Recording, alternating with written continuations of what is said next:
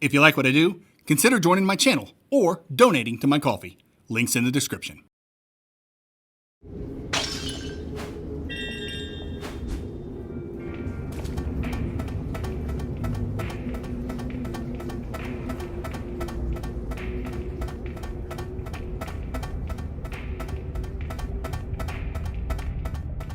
What a thrill.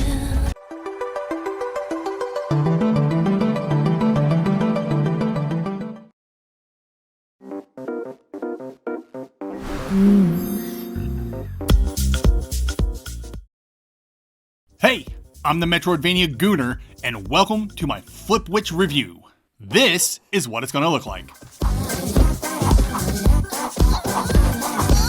I'll be frank, this is gonna be a short one because I literally cannot show a single screen in this game without censoring something. So, the longer this video is, the more editing I'll have to do, and no YouTuber likes to edit videos. So, let's get the setup out of the way. In FlipWitch, you play as a FlipWitch apprentice who's tasked with taking down the Chaos Witch to finalize their training. To accomplish this, they'll need to find the 6 Chaos Keys and everything in sight. So yeah, FlipWitch doesn't mince things. Lewdness is the top priority in this game, and its Metroidvania frame is just a vehicle to get that lewdness to the customer. But even with that truth, could there still be a Metroidvania worth your time here? Or is this just another game to play with one hand? Combat.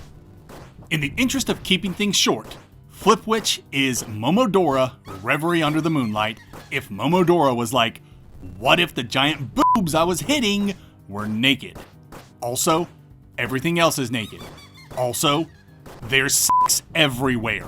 That's FlipWitch in a nutshell. The protagonist attacks like in Reverie with a ground combo that moves you forward and will be the #1 cause of most of the damage you take, thanks to contact damage. And just like Reverie, you have an unlimited ranged attack in your wand. It's not the most damaging attack, but it's safe and consistent. The FlipWitch also gets magic attacks. You hold your wand attack and then release to attack. Phrasing? Release to attack. I'm gonna need to watch how I say things this review. You can equip 5 magical spells at a time and rotate them with the press of a button. Each spell costs mana, and you replenish that mana with enemy drops, which I hate, and I never used magic because of this. All in all, combat feels fine, though the whole moving during your attack combo sucks. Speaking of sucking, this game has a large variety of enemies to defeat, and perform to. Yeah, every time you die, you'll be gifted with a scene of your character performing a sex act with one of the enemies. I've really no comment.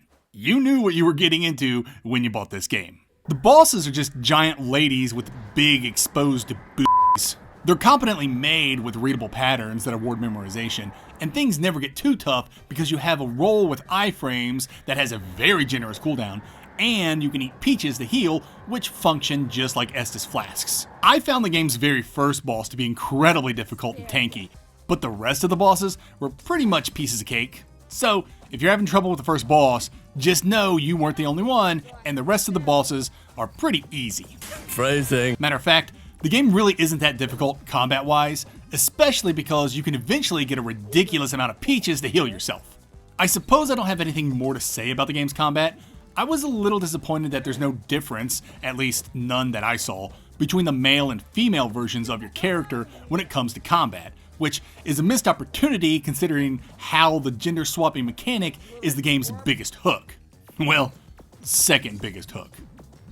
Abilities. Platforming. FlipWitch's abilities are fine.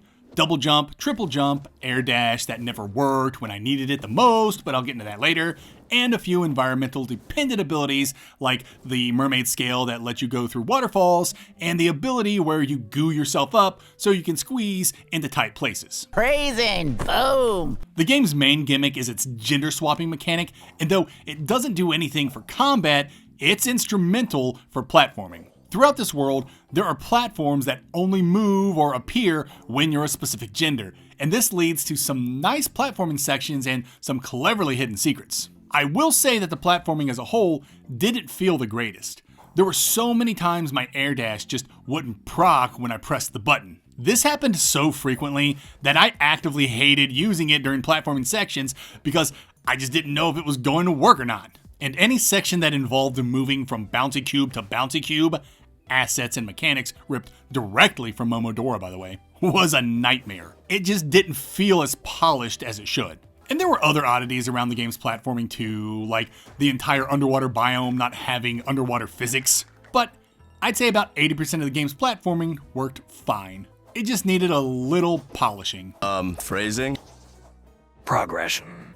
FlipWitch's progression is an odd mix of standard Metroid-like tropes mixed with a little Hollow Knight and a dash of disappointment, making for an awkward threesome. Phrasing. Obviously! Like Hollow Knight, FlipWitch has charms that give passive effects, and like Metroid, it has the standard HP and MP items you can grab to increase those stats. Where the disappointment comes in Phrasing. is with the game's many costumes. There are so many costumes in the game, and not a single one affects your stats or gameplay. Costumes are cosmetic, which is always cool, but their main use is to unlock sexual encounters with NPCs. And if that's what you're here for, then disregard this criticism. I just would have liked to have seen these costumes alter how I interact with the world. But the game isn't about increasing stats, so I shouldn't be too hard. Phrasing. As for the game's side quests, yeah, they mostly revolve around having the right costume on or having the appropriate, but mostly inappropriate, items on hand so you can f***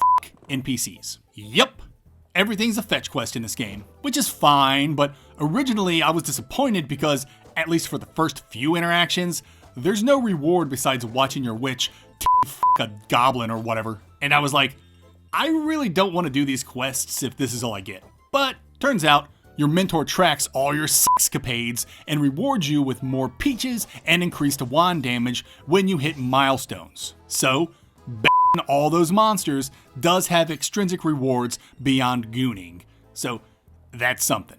All joking aside, these side quests were actually the most fun part in FlipWitch. Finding vendors, buying the costumes, searching for the correct NPC. It's repetitive, but being rewarded for exploration is never a bad thing. Speaking of exploration... Exploration. Again, keeping things brief. FlipWitch's exploration is actually pretty good. It's a very linear game, but it does a good job at creating a sense of exploratory progression by abilitizing the heck out of you. This game certainly loves to tease. Phrasing. Most entrances to biomes are in plain sight and are available to at least see from the start, but they require a specific ability to enter or to advance into. Little design choices like this elevate your world to feeling like a Metroidvania instead of feeling like a level-based adventure. But don't get it twisted.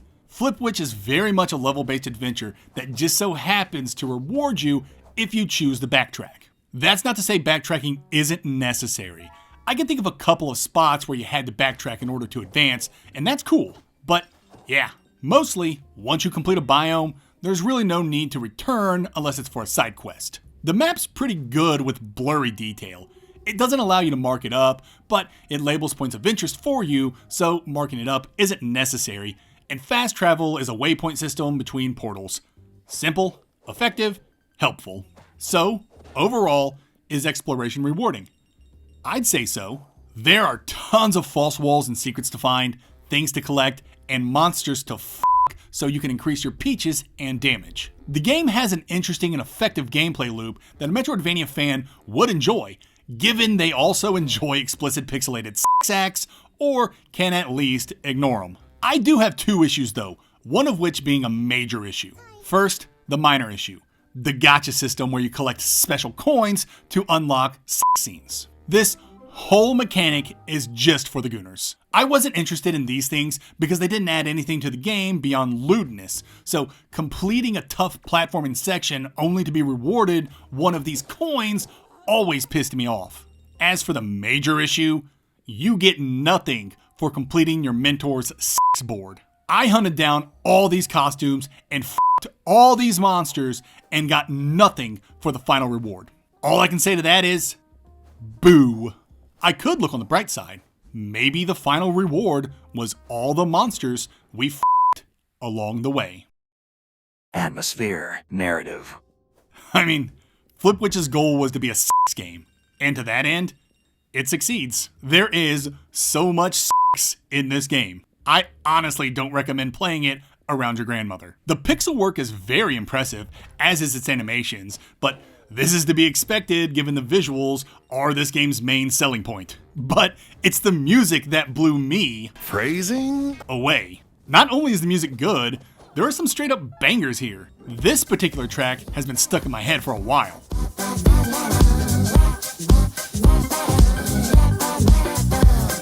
So yeah, FlipWitch's presentation is pretty fantastic. The biomes and environments look pretty good too. This game went all out in its visuals, and it did a great job. As for the narrative, what can I say? Who watches for the story? The plot is flaccid, Phrasing. the dialogue is limp, Phrasing. and frankly, I'm getting tired of forcing this running gag down your throat. Phrasing first, boom! What I'm saying is, you ain't playing this game for the story. Though, the Chaos Witch harassing you throughout your journey is actually pretty funny. Definitely my favorite parts in the game. Final thoughts and score. Despite it all being the boobs and the sex, FlipWitch is a competently made game, especially in its presentation. Combat's pretty basic and the platforming could use some polish, but its core gameplay loop works. Overall, this game's pretty solid.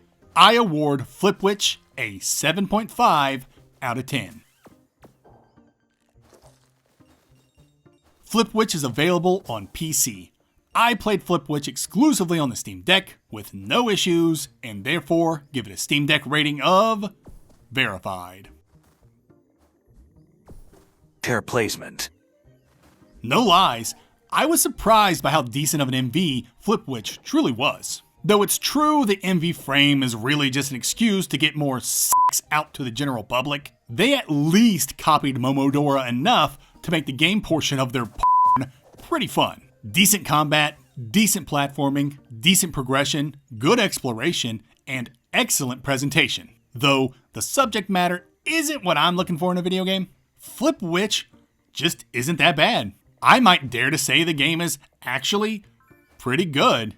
FlipWitch swaps its gender in the C tier.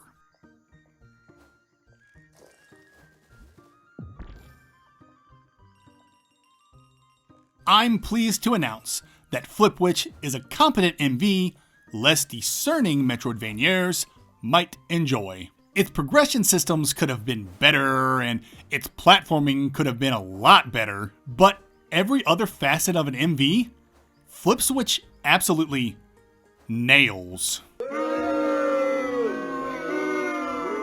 Phrasing. Shut up!